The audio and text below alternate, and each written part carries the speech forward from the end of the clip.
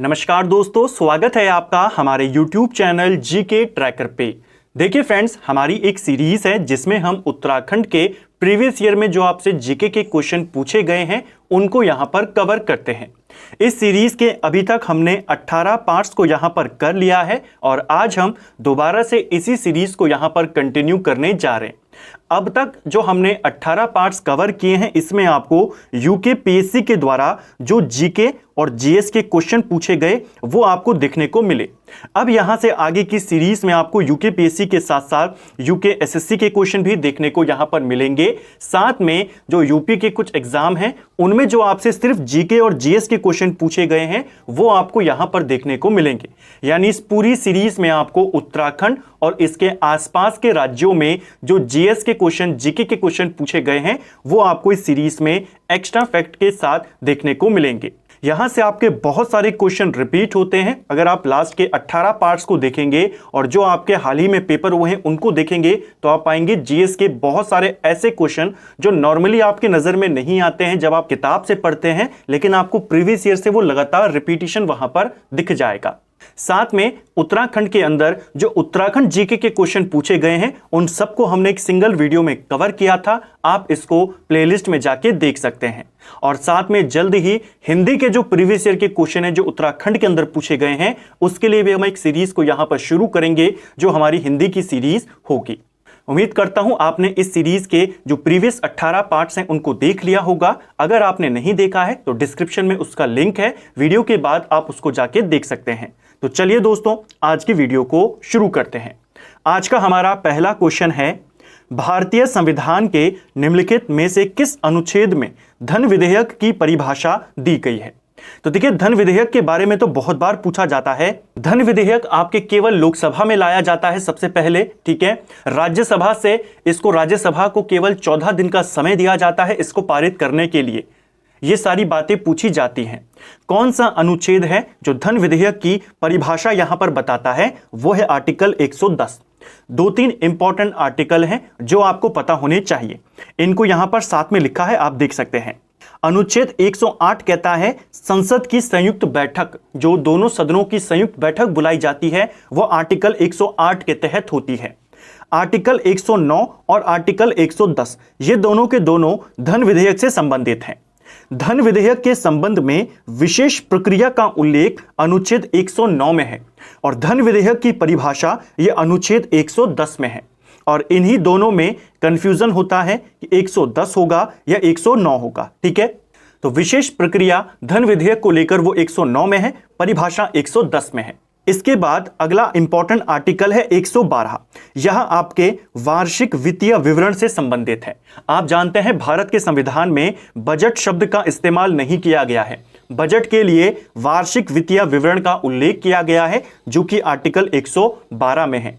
और एक है आर्टिकल 117, यह वित्त विधेयकों के बारे में विशेष उपबंध करता है, ठीक है। तो धन विधेयक के बारे में 109, वित्त विधेयक के बारे में 117। छोटा सा क्वेश्चन है लेकिन काफी कंफ्यूजिंग क्वेश्चन है, पेपर में आ जाता है। धन विधेयक को लेकर एक और क्वेश्चन बनता है जो लगातार रिपीट होता है। कौन सा विधेयक धन विधेयक है या नहीं, इसका निर्णय कौन करता है? तो लोकसभा का अध्यक्ष करता है, ठीक है। नेक्स्ट है, बाथुकम्मा किस राज्य का त्योहार है? तो देखिए, कुछ क्वेश्चन आपको जो भी हाल ही में 30 तारीख को यूकेपीएससी के द्वारा एक एग्जाम करवाया गया उसके क्वेश्चन देखने को मिलेंगे और साथ में यूकेपीएससी के, यूके ट्रिपलएससी के प्रीवियस ईयर क्वेश्चन, ये सभी क्वेश्चन उत्तराखंड और उत्तर प्रदेश में आपसे पूछे गए हैं। इन सबको लिखते हुए जरूर चलें क्योंकि सारे क्वेश्चन प्रीवियस ईयर का कलेक्शन है, तो आपके सारा क्वेश्चन बैंक बन जाएगा। प्रीवियस ईयर के जीएस के क्वेश्चन बिल्कुल एक्स्ट्रा फैक्ट के साथ एक जगह पर आपके नोट हो जाएंगे। बाथुकम्मा त्योहार की अगर हम बात करते हैं, बाथुकम्मा उत्सव की बात करते हैं, यह तेलंगाना का एक काफी फेमस त्योहार है, ठीक है। जैसे पूछा जाता है पोंगल कहां का है, तो पोंगल त्योहार आपके तमिलनाडु का है। एक आता है ओणम, ओणम त्योहार कहां का है, तो ओणम आपके केरल का है। इन दोनों को भी याद करना है, ये दोनों भी पूछे जाते हैं। नेक्स्ट है, गुप्त काल में बिष्टि शब्द प्रयुक्त होता था। तो देखिए, गुप्त काल में बिष्टि शब्द की अगर हम बात करते हैं, ना सिर्फ गुप्त काल में बल्कि मौर्य काल में भी यह शब्द अस्तित्व में था। तो बिष्टि का मतलब होता है बेगार श्रम के लिए, ऑप्शन बी सही आंसर यहां पर हो जाएगा।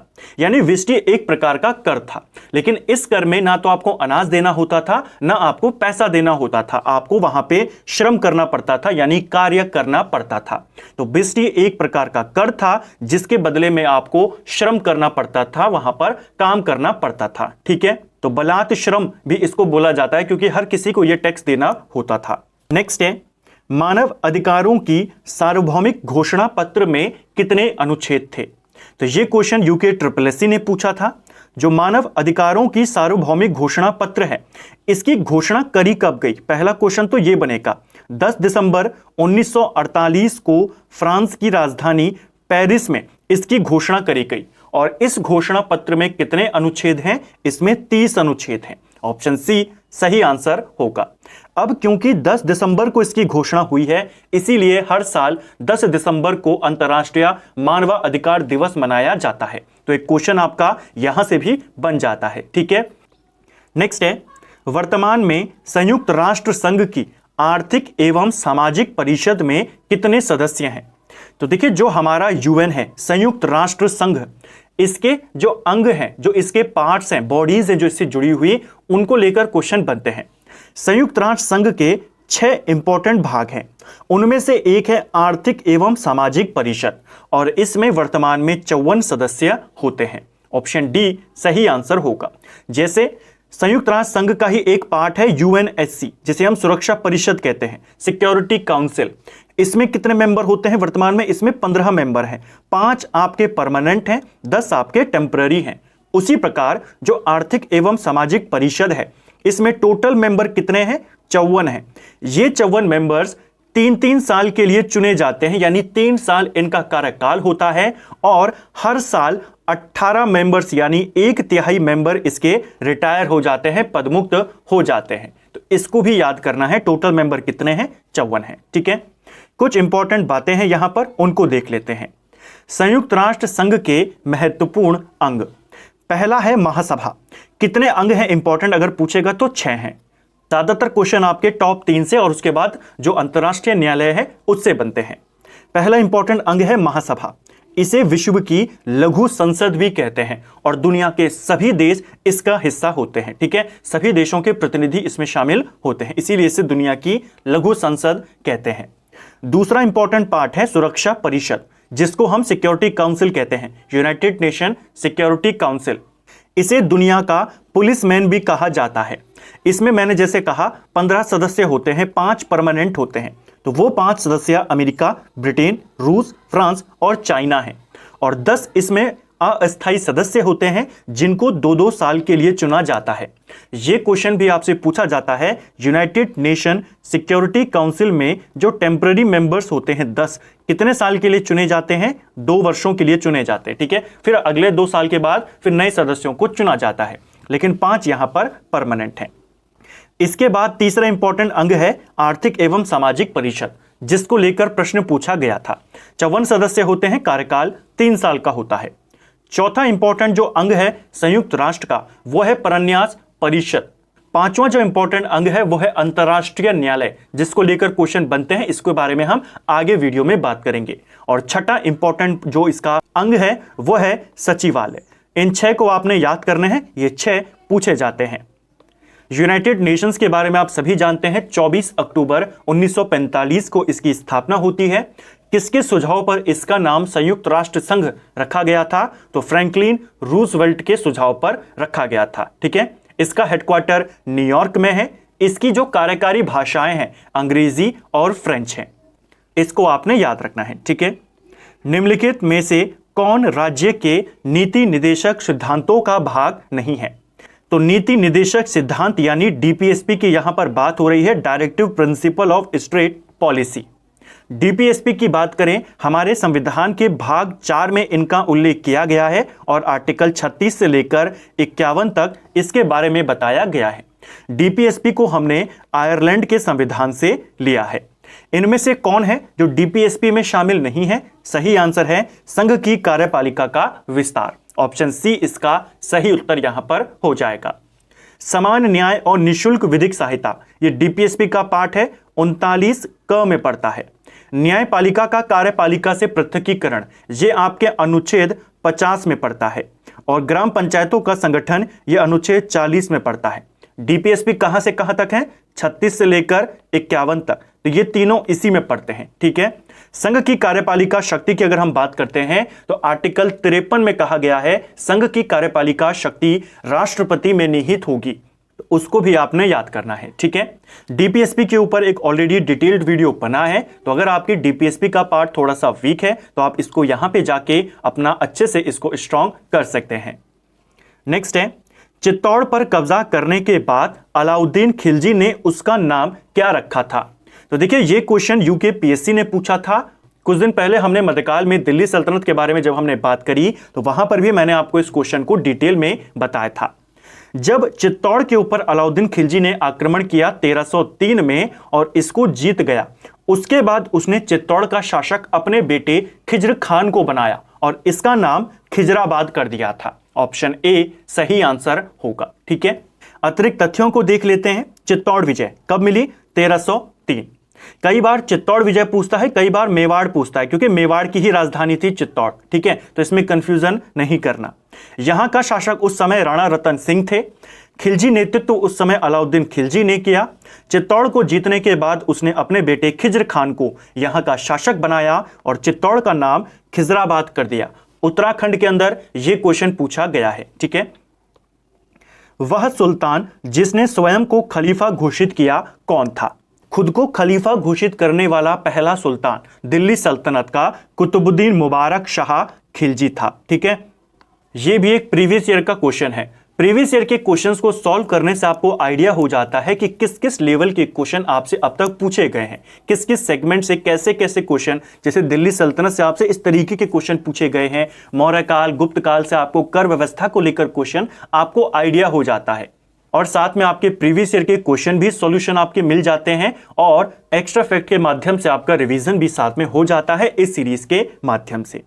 अगर हम बात करते हैं कुतुबुद्दीन मुबारक शाह खिलजी की, इसको लेकर कुछ इंपॉर्टेंट तथ्य हैं। खिलजी वंश का यह शासक था, दिल्ली का पहला सुल्तान था जिसने स्वयं को खलीफा घोषित किया। खुद को खलीफा घोषित करने वाला पहला सुल्तान। कहीं पर सिर्फ मुबारक शाह खिलजी है, पूरा नाम है कुतुबुद्दीन मुबारक शाह खिलजी। ठीक है। 1316 से लेकर 1320 तक यह खिलजी वंश का शासक था। यह दरबारियों के बीच में नग्न होकर दौड़ा करता था। यह क्वेश्चन भी पूछा जाता है, दिल्ली का कौन सा सुल्तान दरबार में नग्न होकर दौड़ा करता था, तो वो यही था। ठीक है। मुबारक हसन को इसने खुसरो शाह की उपाधि दी थी और इसे अपना वजीर नियुक्त किया था और बाद में यही खुसरो शाह इसकी हत्या कर देता है और शासक बन जाता है। ठीक है। नेक्स्ट है, भारत के राष्ट्रीय मानवाधिकार आयोग के द्वितीय अध्यक्ष कौन थे? तो पहले अध्यक्ष मानवाधिकार आयोग की स्थापना कब हुई? यह तो बहुत बार आया है। अब आपसे जो 30 तारीख को भी एग्जाम हुआ, अभी हाल ही में पिछले हफ्ते जो एग्जाम हुआ, उसमें दूसरे अध्यक्ष पूछे गए थे। मानव अधिकार आयोग के जो दूसरे अध्यक्ष थे उनका नाम था न्यायमूर्ति MN वेंकटचलैया। ये राष्ट्रीय मानव अधिकार आयोग के दूसरे अध्यक्ष थे। ठीक है। अगर हम राष्ट्रीय मानव अधिकार आयोग की बात करें, कुछ इंपॉर्टेंट फैक्ट हैं। राष्ट्रीय मानव अधिकार आयोग के सदस्यों और अध्यक्ष का कार्यकाल 3 वर्ष या 70 वर्ष की आयु होता है। ठीक है। यानी 3 साल का या तो कार्यकाल होगा या 70 वर्ष की उम्र तक होगा।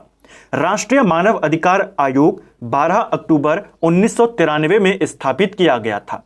इसके पहले अध्यक्ष जस्टिस रंगनाथ मिश्रा थे। वर्तमान में इसके अध्यक्ष मई 2023 में अरुण कुमार मिश्र हैं। दूसरे अध्यक्ष कौन थे? वेंकटचलैया यहां पर दूसरे अध्यक्ष थे। कम से कम आपको पहले और दूसरे, क्योंकि मानवाधिकार आयोग को लेकर बहुत बार आया है। यूके SSSC ने भी पूछा है, यूके PSC ने भी पूछा है, डेट सहित पूछा है। तो 12 अक्टूबर 1993। ठीक है। भारत के संविधान का कौन सा अनुच्छेद राज्यपाल के विशेष अभिभाषण का प्रावधान करता है? तो राज्यपाल के विशेष अभिभाषण से जुड़ा हुआ अनुच्छेद है आर्टिकल 176। ऑप्शन सी सही आंसर होगा। कुछ इंपॉर्टेंट आर्टिकल इन चारों के बारे में देख लेते हैं ताकि आपका क्लियर हो जाएगा। देखिए, जो आर्टिकल 175 है, सदन में अभिभाषण का और उनको संदेश भेजने का राज्यपाल के अधिकार के बारे में बताता है। यानी साधारण जो अभिभाषण है कि उनका अभिभाषण सदन में होगा और सदन को वो संदेश भी भेज सकते हैं, यह अधिकार आर्टिकल 175 में है। ठीक है, आर्टिकल 176 में राज्यपाल का विशेष अभिभाषण है। तो हमसे क्या पूछा था, अभिभाषण पूछा था या विशेष अभिभाषण? हमसे विशेष पूछा था, इसीलिए 75 नहीं होगा, 76 होगा। और यही ऑप्शन डिट्टो आपको दिए गए थे, पहला ही ऑप्शन 175 था। 175 राज्यपाल के अभिभाषण से संबंधित है सदन में, लेकिन विशेष अभिभाषण से संबंधित है 176। जो 178 दिया गया है विकल्प में, वो विधानसभा के अध्यक्ष और उपाध्यक्ष से संबंधित है, और जो 205 है ये अनुपूरक, अतिरिक्त और अधिक अनुदान से संबंधित है। ठीक है, भारत का उच्चतम न्यायालय एक अभिलेख न्यायालय है, किस अनुच्छेद के अंतर्गत? तो भारत का जो उच्चतम न्यायालय है यानी सुप्रीम कोर्ट की यहां पर बात हो रही है, यह एक अभिलेख न्यायालय है। अभिलेख न्यायालय का मतलब यह है कि जो भी ऑर्डर सुप्रीम कोर्ट देंगे उनके आदेशों को सुरक्षित रखा जाएगा, और भविष्य में अगर उससे मिलता जुलता कोई केस आता है तो उस ऑर्डर को एज ए रेफरेंस आप इस्तेमाल कर सकते हैं। तो भारत का न्यायालय, सर्वोच्च न्यायालय एक अभिलेख न्यायालय है, यह कहता है आर्टिकल 129। ऑप्शन डी सही आंसर होगा। सिर्फ सुप्रीम कोर्ट नहीं, जो भारत के हाई कोर्ट हैं ये भी अभिलेख न्यायालय हैं, यानी इनके निर्णयों को भी आप रेफरेंस के तौर पर इस्तेमाल कर सकते हैं। ये अभिलेख न्यायालय है, ये कहता है आर्टिकल 215। तो सुप्रीम कोर्ट किस आर्टिकल के तहत अभिलेख न्यायालय है? आर्टिकल 129। हाई कोर्ट किसके तहत है? आर्टिकल 215। ठीक है, अंतर्राष्ट्रीय न्यायालय के प्रथम भारतीय न्यायाधीश कौन थे? तो अंतर्राष्ट्रीय न्यायालय के बारे में हम यहां पर अब कवर कर जाएंगे। जो हमने ऊपर 6 अंक देखे थे, तो उसमें से अगला जो इंपॉर्टेंट है वो अंतर्राष्ट्रीय न्यायालय है, जिसको इंटरनेशनल कोर्ट ऑफ जस्टिस बोला जाता है। इसके पहले भारतीय न्यायाधीश BN राव थे। ऑप्शन ए हमारा सही आंसर होगा। 2 क्वेश्चन बनते हैं, दोनों का कंफ्यूजन क्लियर यहीं पर कर लीजिए। 2 पद होते हैं, एक होता है सदस्य और एक होता है अध्यक्ष। ठीक है, तो अंतर्राष्ट्रीय न्यायालय के सदस्य बनने वाले यानी न्यायाधीश बनने वाले पहले व्यक्ति हैं BN राव, और अगर पूछेगा अध्यक्ष बनने वाले पहले व्यक्ति होंगे नागेंद्र सिंह। दोनों के नाम आपने याद करने हैं। ठीक है, अंतर्राष्ट्रीय न्यायालय की अगर हम बात करें, इसकी स्थापना 1946 में होती है। इसका हेडक्वार्टर नीदरलैंड के द हेग में है। बहुत बार आता है हेडक्वार्टर द हेग में है। इसमें टोटल न्यायाधीशों की संख्या 15 होती है। कार्यकाल एक न्यायाधीश का 9 वर्ष का होता है। ठीक है, जो अंतर्राष्ट्रीय कोर्ट है इसमें जज का कार्यकाल कितना होता है? 9 वर्ष का।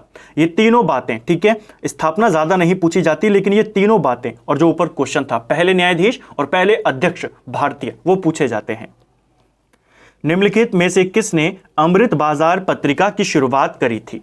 तो अमृत बाजार पत्रिका, इसकी शुरुआत करते हैं शिशिर कुमार घोष। ठीक है, यह पत्रिका 1868 में आई थी, कलकत्ता से आती थी और बंगाली में छपती थी। इंपॉर्टेंट पॉइंट यह है कि जब आपका वर्नाकुलर प्रेस एक्ट आया 1878 में, इससे बचने के लिए अमृत बाजार पत्रिका अंग्रेजी में छपनी शुरू हो गई थी। तो ये क्वेश्चन बनता है, कौन सा समाचार पत्र वर्नाकुलर प्रेस एक्ट से बचने के लिए रातों रात अंग्रेजी में छपना शुरू हो गया? अमृत बाजार पत्रिका 68 में शुरू हुआ था।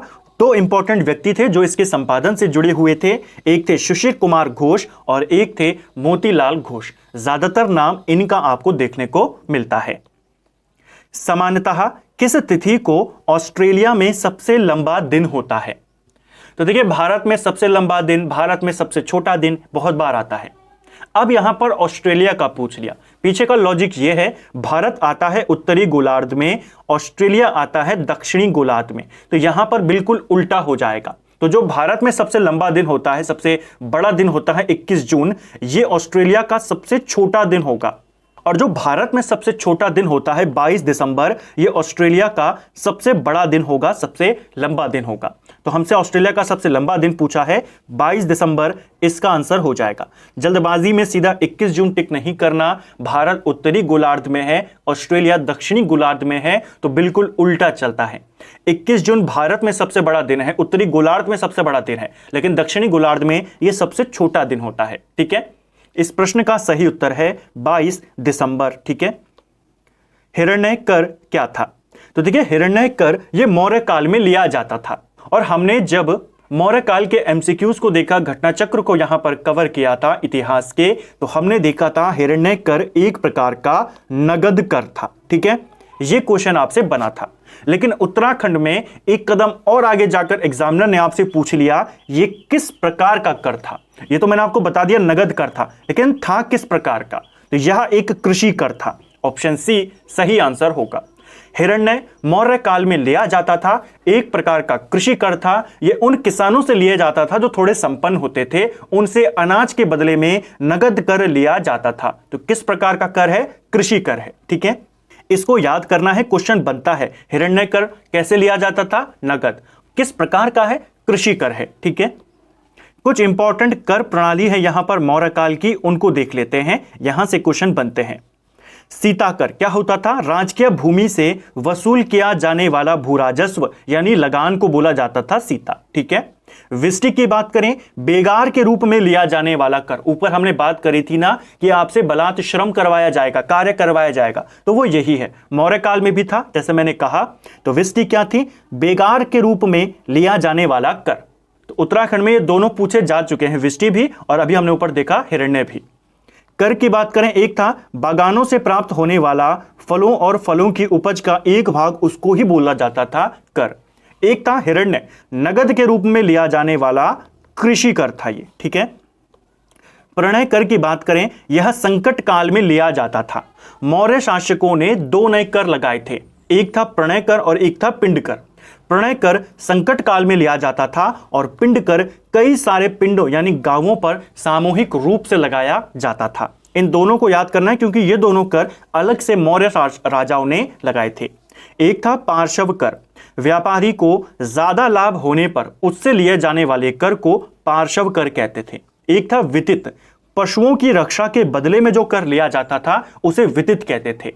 परिहीनक की बात करें, राजकीय भूमि पर पशु हानि करने वाले पर लिया जाने वाला हर्जाना, तो ये उससे लिया जाता था परिहीनक। और एक होता था रज्जू, भूमि की नाप के समय लिया जाने वाला कर। तो ये मौर्य काल के इंपॉर्टेंट कर हैं।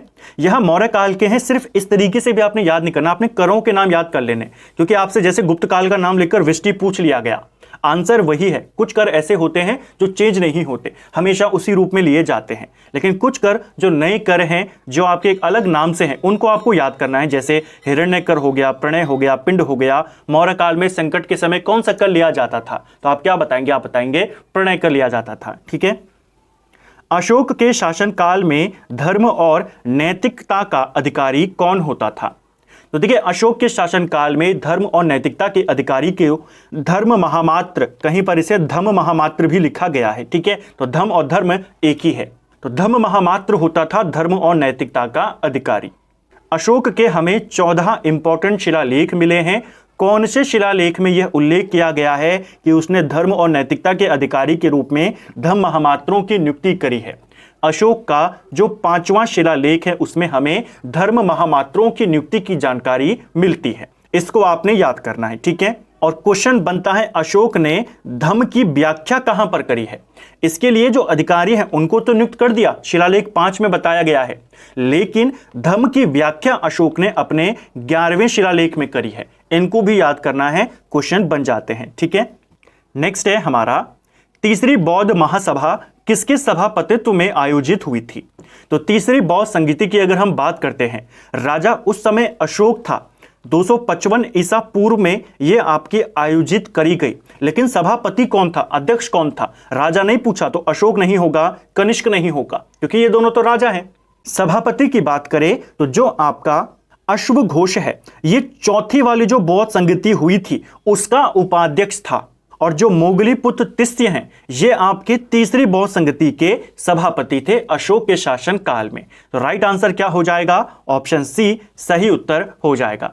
देखिए, जो पहली बौद्ध संगीति होती है 483 ईसा पूर्व में, जिस वर्ष महात्मा बुद्ध का निधन होता है, अजात शत्रु के काल में होती है और इसके अध्यक्ष रहते हैं महाकश्यप। जो दूसरी बौद्ध संगति होती है वैशाली में होती है 383 ईसा पूर्व में, लगभग 100 साल के बाद। इसके अध्यक्ष होते हैं सबाकामी। और इस समय शासक कौन था? तो शासक था शिशुनाग वंश का काल अशोक। इसके बाद तीसरी होती है मोगली पुत्र तिस्त्य के अध्यक्षता में शासक था अशोक, और चौथी होती है कनिष्क के शासनकाल में, जिसके अध्यक्ष थे वसुमित्र और उपाध्यक्ष थे अश्वघोष। ठीक है। चोलकालीन स्थानीय स्वशासन एवं ग्राम व्यवस्था के अंतर्गत सभा नामक संस्था कहां कार्यरत थी? तो देखिए, मध्यकालीन इतिहास की जो हमारी सीरीज है उसमें हमने चोल साम्राज्य के बारे में, उनके स्थानीय प्रशासन के बारे में भी बात करी, और अभी कुछ दिन पहले हमने विजयनगर साम्राज्य के बारे में बात करी, और वहां पर मैंने आपको कहा था विजयनगर का प्रशासन और चोल प्रशासन लगभग एक जैसे थे। तो अगर आपने विजयनगर वाला वीडियो भी देखा होगा, आप इस क्वेश्चन को इजीली कर जाएंगे। यह क्वेश्चन भी आपसे उत्तराखंड में पूछा गया था। तो देखिए, चोल कालीन में सभा जो होती थी, 3 तरीके की सभाएं होती थी उस समय, 3 प्रकार की संस्थाएं होती थी। एक होती थी सभा, एक होती थी आपकी उर, और एक होती थी नगरम। ये 3 संस्थाएं होती थी चोल काल में, सभा, उर और नगरम। ऐसे गांव जो ब्राह्मणों को दान में दिए जाते थे, उन गांवों में जो संस्था काम करती थी उसे सभा कहते थे। जो गैर ब्राह्मण वाले गांव होते थे उनकी संस्था को उर कहते थे, और ऐसे गांव जहां पर ज्यादा व्यापारी निवास करते हैं वहां की संस्था को नगरम कहते थे। इन तीनों को याद करना है, तीनों पूछे जाते हैं। ठीक है। तो सभा कहां होगी? ब्राह्मणों को दान में दिए जाने वाले गांवों में जो संस्था होती थी उसको सभा कहते थे। जो गैर ब्राह्मण वाली है उसको कहा जाता था उर, और जहां पर व्यापारी ज्यादा रहते हैं वहां की संस्था को नगरम कहते थे। इन तीनों को याद करना है। ठीक है। तीनों बराबर की संस्थाएं हैं, लेकिन क्षेत्र अलग अलग है, नाम अलग अलग यहां पर कर दिए। ठीक है। नेक्स्ट है, फारसी यात्री अब्दुल रज़ाक किसके शासन काल में भारत आया था? तो ये भी हमने विजयनगर में कवर किया था। विजयनगर की यात्रा ये करता है अब्दुल रज़ाक, 1442 में आता है। फारस से आया था, ईरान से आया था, देवराय द्वितीय के काल में ये विजयनगर में आता है। ठीक है। इसका नाम आपने याद करना है। विजयनगर में आने वाले सारे विदेशियों को भी हमने उस सिंगल वीडियो में कवर किया था। वित्तीय विकेंद्रीकरण की नीति निम्नलिखित में से किसने प्रारंभ करी थी? तो ये तो उत्तराखंड में भी हाल ही में भी आपसे पूछा गया, और उससे पहले भी ये क्वेश्चन उत्तराखंड के अंदर कई बार आ चुका था। वित्तीय विकेंद्रीकरण की शुरुआत मेयो के शासनकाल में होती है, इसको आपने याद करना है। ठीक है। मेयो 1868 से लेकर 1872 तक भारत का वाइसरॉय रहता है। इसी के काल में 1870 में वित्तीय विकेंद्रीकरण की शुरुआत होती है। ठीक है। मेयो एकमात्र वाइसरॉय है जिसकी हत्या भारत में हुई थी, इसको भी याद करेंगे। पोर्ट ब्लेयर में इसकी हत्या होती है। तो फ्रेंड्स, ये थे हमारे जो उत्तराखंड की हमारी सीरीज है, Uttarakhand previous year GK question series. आज हमने इसका 19वां पार्ट यहां पर कवर किया। आज की वीडियो में आपको हाल ही में पूछे गए उत्तराखंड के अंदर जो जीएस के क्वेश्चन थे वो देखने को मिले। कुछ इंपॉर्टेंट क्वेश्चन भी आपको देखने को मिले जो आपसे पहले उत्तराखंड के अंदर पूछे गए हैं। साथ में हमारी टॉप जीके वाली सीरीज भी चल रही है, जिसमें आपको जीके के मोस्ट रिपीटेड क्वेश्चन भी देखने को मिलते हैं, तो उसको भी कंटिन्यू करेंगे। और साथ में जो उत्तराखंड के लिए काफी ज्यादा इंपॉर्टेंट है, बेसिकली उत्तराखंड में पूछे गए हैं, वो क्वेश्चन आपको इस सीरीज के माध्यम से कवर हो जाएंगे। उम्मीद करता हूं आपको आज का वीडियो पसंद आया होगा। अगर आपको ये वीडियो पसंद आया है तो वीडियो को लाइक करें। अगर आप चैनल पर पहली बार आए हैं, चैनल को सब्सक्राइब करें। अपने दोस्तों के साथ वीडियो को और चैनल को शेयर जरूर करें, और साथ में इसी प्रकार की वीडियोस को देखने के लिए प्लेलिस्ट को विजिट भी आप जरूर करें। Thank you friends.